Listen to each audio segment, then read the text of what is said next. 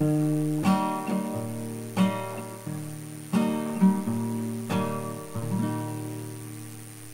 Ave Maria, gratia plena, Dominus tecum, benedicta tu, in mulieribus et benedictus, fructus ventris tui, Iesus. Alleluia, Alleluia, Alleluia, Alleluia. Sancta Maria, Mater Dei, ora pro nobis peccatoribus, nunc et in hora mortis nostrae. Ave Maria, gratia plena. Alleluia, Alleluia, oh Alleluia. Ave Maria, gratia plena.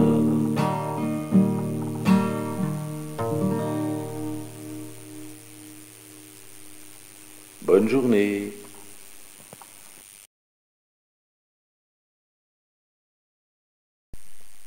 Au nom de l'amour du Père, de la paix du Fils et de la joie du Saint-Esprit, ainsi soit-il. Alors, chers frères et sœurs, chers amis et nouveaux amis, chers pères de la Croix Glorieuse, eh bien, aujourd'hui, nous sommes le 16 juillet, et nous allons fêter Notre-Dame du Carmel. Alors, beaucoup pensent que le rosaire est essentiellement une arme dans le domaine spirituel, mais c'est une grave erreur. Le rosaire est également une arme particulièrement efficace pour résoudre les problèmes temporels, quels qu'ils soient, et en particulier les problèmes de nature politique ou militaire. C'est sœur Lucie qui confiait au père Fuentes le 26 décembre 1957 « La Sainte Vierge a donné une efficacité nouvelle à la récitation du rosaire. Il n'y a aucun problème, si difficile soit-il, temporel ou spirituel, se référant à la vie personnelle de chacun d'entre nous, de nos familles, des familles du monde ou des communautés religieuses, ou bien même de la vie des peuples et des nations. Il n'y a aucun problème, si difficile soit-il, que nous ne puissions résoudre par la prière du Saint-Rosaire. Et, chers amis, l'histoire nous donne beaucoup d'exemples de victoires militaires ou politiques obtenues par le Saint-Rosaire. Et elles furent remportées contre des adversaires très variés, contre les cathares, contre l'islam, contre les protestants et contre les communistes. Amen. Alors on peut brièvement commencer par raconter la victoire contre les cathares, qui eut lieu le 12 septembre 1213 à Muret, et qui avait été livrée par 800 chevaliers français, appelés par le pape Innocent III et menés par Simon de Montfort. Et ils affrontèrent une armée de 34 000 hommes. et la victoire fut fulgurante. Pendant toute la bataille, saint Dominique avait fait prier le rosaire dans l'église de Muret. Il y a eu 8 tués côté français et 10 000 côté espagnol et cathare, dont Pierre II. Et cette bataille permit le retour de la paix. Amen. Contre l'islam, maintenant, il y a eu 3 grandes batailles contre les musulmans. Alors je voudrais simplement raconter aujourd'hui la première, qui fut une bataille navale qui eut lieu à Lépante le 7 octobre 1571. Le début du XVIe siècle avait vu une formidable expansion de l'islam, commencée par Soliman II, le Magnifique, et elle fut poursuivie par son successeur Sélim II. Et le danger devint tel que le pape Pie V, dont d'ailleurs nous célébrons dans notre Église la messe de Saint Pie V, intervint et il réussit à monter une ligue avec Philippe II d'Espagne et la République de Venise, avec 200 galères, 100 vaisseaux, 50 000 hommes, italiens, espagnols, allemands, et 4 500 cavaliers furent réunis. Don Juan d'Autriche, fils de Charles Quint et frère de Philippe II, fut désigné comme le chef de l'expédition. Il reçut du pape le drapeau de la Ligue qui portait d'un côté le Christ en croix et de l'autre les armes du pape, de l'Espagne et de Venise. Le pape avait fait distribuer un chapelet à chaque soldat et durant 3 jours, précédant l'appareillage, tous se confessèrent et communièrent, et le 14 août 1571, Chypre tomba aux mains des musulmans. Alors le pape demanda d'attaquer au plus vite possible, et il garantissait la victoire. Une flotte appareilla le 16 septembre suivant et le dimanche 7 octobre, jour consacré au Saint-Rosaire dans toutes les confréries, elle rencontra près de Corfou la flotte turque composée de 300 vaisseaux et 120 000 hommes de troupes. Alors vers 13 heures, à un signal, tous les chrétiens, avec Don Juan, tombèrent à genoux et à haute voix, suivant les demandes du pape, invoquèrent le Dieu Tout-Puissant et saluèrent la très sainte Vierge Marie. Puis ce fut la bataille. La Ligue commença par perdre 8 galères. Bientôt les 500 bateaux furent bord à bord et les hommes de troupe entrèrent en jeu. 2 fois le bateau de Don Juan fut repoussé, mais Don Juan attaqua une 3e fois et emporta la victoire en tuant le chef Ali Pacha et les 500 janissaires qui le protégeaient. Pendant ce temps, à Rome, le pape faisait prier le rosaire dans tous les couvents et collèges de Rome.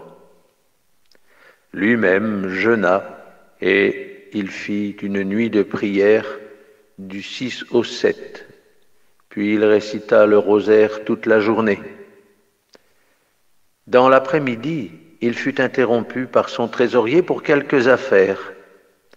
Tout à coup, il se leva, il ouvrit la fenêtre, leva les yeux vers le ciel et resta quelques instants ainsi. Puis il revint tout pensif vers son trésorier et il lui dit « Maintenant, ce n'est plus le temps de s'occuper d'affaires. Il faut aller rendre grâce à Dieu car notre flotte vient de se rencontrer avec la flotte turque et à cette heure, elle a remporté la victoire. Alors lui-même se rendit à son petit autel pour rendre grâce. Pourtant, la nouvelle ne parvint officiellement à Rome que 15 jours plus tard, le 21 octobre, au moyen d'un courrier envoyé par Don Juan par voie terrestre. Un tiers de la flotte turque fut coulé et la moitié fut capturée.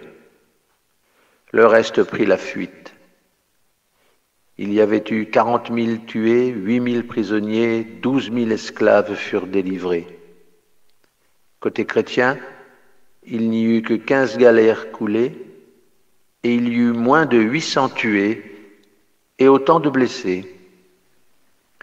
Ce fut la plus grande bataille des temps modernes. Il faut remonter 20 siècles en arrière pour trouver l'équivalent. La bataille de Salamine en 480 avant Jésus-Christ.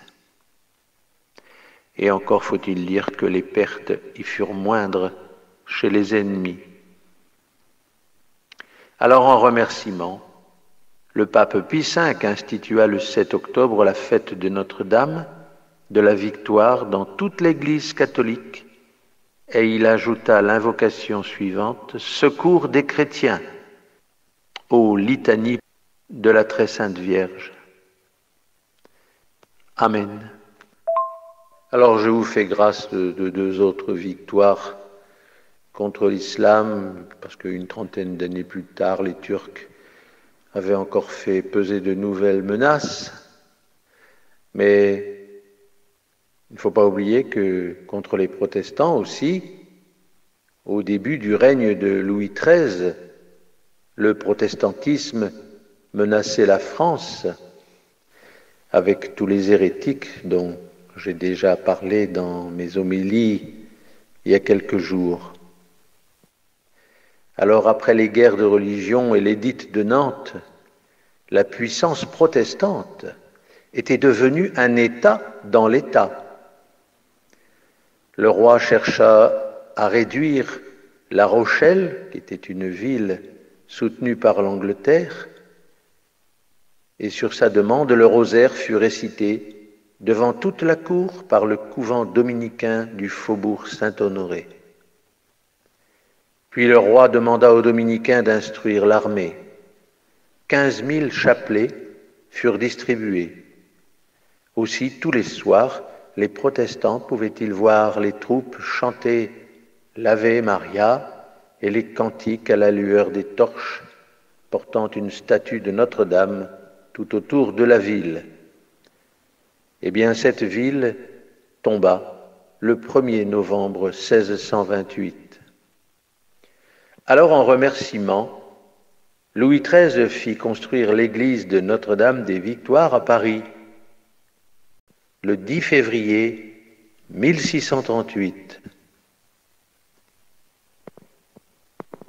Amen. Alors je dois dire qu'il y a encore d'autres victoires contre les protestants, notamment les Anglais, surtout aussi les Hollandais, et que même si ceux-ci étaient de redoutables guerriers, eh bien la Vierge Marie, avec son puissant rosaire, a fait que le catholicisme a pu continuer de régner, en France particulièrement. Alors je vais vous faire grâce, bien sûr, chers amis, parce que tout ça c'est très complexe un peu, mais des grâces données par la Vierge Marie contre le communisme, ce régime athée où on chasse bien sûr notre Seigneur.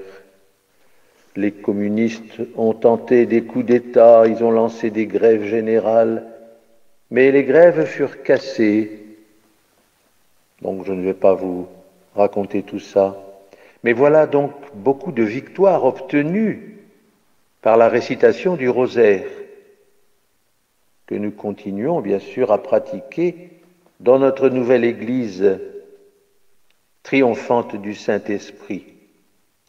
Et beaucoup de situations humainement désespérés, ont été redressés grâce à ce rosaire. Même quand le déséquilibre entre les adversaires nous désavantageait. Alors, mes chers amis, ne négligeons pas de réciter et de faire réciter quotidiennement notre chapelet pour demander la paix à Notre-Dame, notre Reine des cieux. Et il faudrait être convaincu maintenant qu'il n'y a qu'en associant le rosaire aux actions, bien sûr, à notre portée, que nous pourrons gagner les batailles et hâter le triomphe du cœur immaculé de Marie. Elle a bien dit, un jour, mon cœur immaculé triomphera. Alors, cher Père, eh bien, continuons de nous battre avec ce rosaire spirituel qui nous assure la victoire, déjà annoncée par notre Seigneur Jésus-Christ et garantie par le Saint-Esprit. Amen.